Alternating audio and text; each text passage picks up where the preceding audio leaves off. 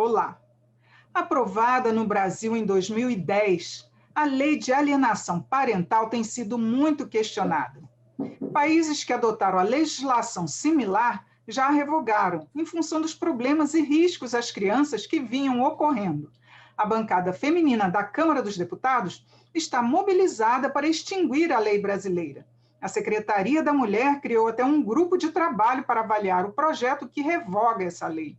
Nós vamos conhecer mais detalhes sobre o tema com a coordenadora do grupo, deputada Marília Arraes, do PT de Pernambuco. Bem-vinda, deputada Marília.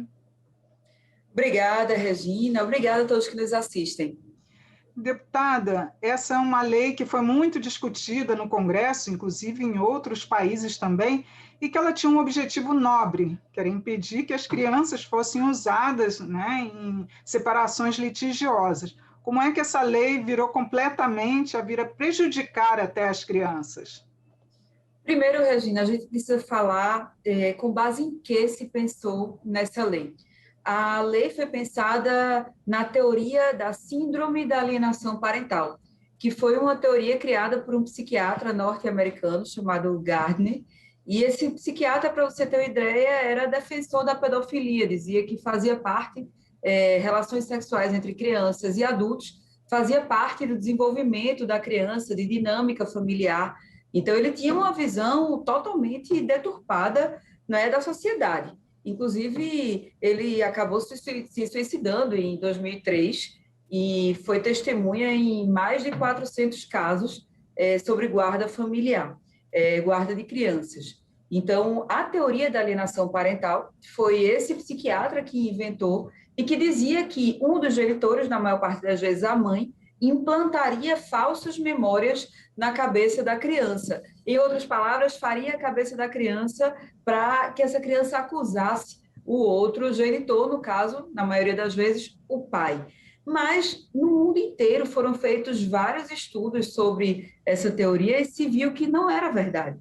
Não havia implantação de falsas memórias, muito menos memórias negativas. Nos estudos que foram feitos em percentuais baixíssimos, se detectou que as crianças teriam a memória de algo que não tinha acontecido, um percentual baixíssimo dessas crianças, mas memórias boas, por exemplo, nos casos estudados foi passeio de balão, passeio no parque, mas nada relativo a abuso. Outra coisa que se constatou é que as crianças, elas tendem a defender, nas perícias que foram feitas, a defender aquela pessoa de quem ela gosta e que está sendo acusada por algo que não fez. É uma tendência das crianças nos estudos realizados e, por isso, em diversos países, leis semelhantes foram revogadas. Inclusive no México, por exemplo, onde havia um movimento de questionamento a essa lei, como há aqui no Brasil também, e, na época, uma família inteira se suicidou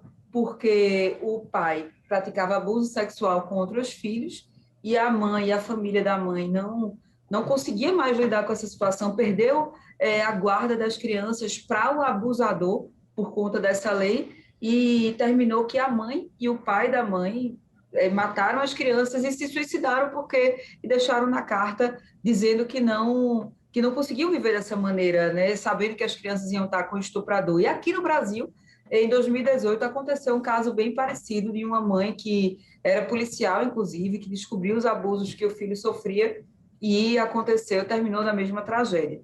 E aí, em Brasília, enquanto a gente estava antes da pandemia, a gente recebia uma romaria de mães desesperadas porque seus filhos tinham sido tomados delas e entregues a abusadores. Então, a gente pode dizer que as mulheres foram mais prejudicadas com essa lei? O sistema judiciário, no caso, foi sexista? O sistema judiciário e todos os nossos sistemas, né, Regina? Na verdade, a sociedade é baseada em ideias patriarcais. A sociedade, os sistemas, as leis, o judiciário foi pensado e é executado, na maior parte das vezes, por homens. Então, sem dúvida alguma, as mulheres, essas mães, sofrem e sofreram injustiças e violências institucionais. E essas crianças estão sendo vítimas disso. Agora, a gente tem que admitir também que ocorrem, sim, casos de que seja o pai ou a mãe que ficam usando a criança para jogar contra o outro, principalmente em separações litigiosas.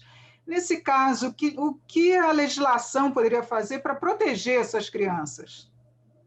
Claro que existem casos, Regina, sem dúvida alguma, mas são casos que a legislação atual já abarcam. Precisa que o judiciário trabalhe com efetividade e tenha condições para atuar nesses casos. Os conselhos tutelares também possam fazer as perícias necessárias para atuar com rigor, porque não são simples casos de um colocar o filho contra o outro. Tem toda uma análise social que precisa ser feita. Como é o comportamento desse genitor, que na maioria das vezes se fala do pai, né? Qual é o comportamento deles? A gente sabe que não dá para legislar, não dá para pensar a sociedade com base em exceções. A grande maioria das mães brasileiras, principalmente das mães que não são casadas, as mães solo, é de mulheres que são sobrecarregadas, que têm os filhos que recebem pouquíssimo de pensão, que a maior parte do tempo precisam se dedicar aos filhos, que muitas vezes têm sua vida profissional comprometida porque precisam cuidar daquelas crianças sem auxílio, sem ajuda, sem rede de apoio e com a ausência dos genitores. Então, a gente tem que legislar para a maioria da sociedade e não pensando as exceções. As exceções têm que ser tratadas com casuística e com seriedade por parte do Poder Judiciário, eu repito, tendo condições para investigar. Deputada, e o grupo de trabalho vai analisar um projeto de lei que já foi apresentado para revogar essa lei. Eu queria que a senhora falasse se teria condições de se alterar essa lei ou realmente só revogando. Diante da péssima aplicabilidade que tem sido dada a essa lei, nós verificamos que precisa ser revogada, inclusive porque existem instrumentos, por exemplo, na legislação penal para se punir quem pratica denunciação caluniosa, na legislação civil também para se cobrar danos morais, e fora que todos os estudos de caso que têm sido feitos têm mostrado que essa é uma minoria dos casos que são apresentados. Esse projeto de lei é da deputada Iracema e é em coautoria com várias outras deputadas, inclusive comigo mesmo, e a gente, sem dúvida alguma, após a conclusão dos trabalhos, né, após a conclusão do relatório desse grupo de trabalho que estou coordenando, nós vamos continuar com as articulações políticas para que se coloque em pauta, coloque em votação, e aí a gente possa fazer uma discussão na sociedade também sobre o quanto é necessário treinar o judiciário para aferir, para enxergar quando há violência contra a mulher, violência contra a criança e abusos psicológicos intrafamiliares. Assim, a gente protege as crianças e protege a família do Brasil também. Deputada Marília, muito obrigada por sua participação e esclarecimento sobre esse tema tão importante que a sociedade precisa discutir. Eu que agradeço, Regina, agradeço a todos que nos assistiram e queria também aproveitar para convidar vocês para nos seguirem nas redes sociais, para tirarem suas dúvidas, para acompanharem todos esses trâmites. Meu Instagram, Facebook, Twitter é Marília Arraes, sou deputada federal. Grande abraço e até a próxima.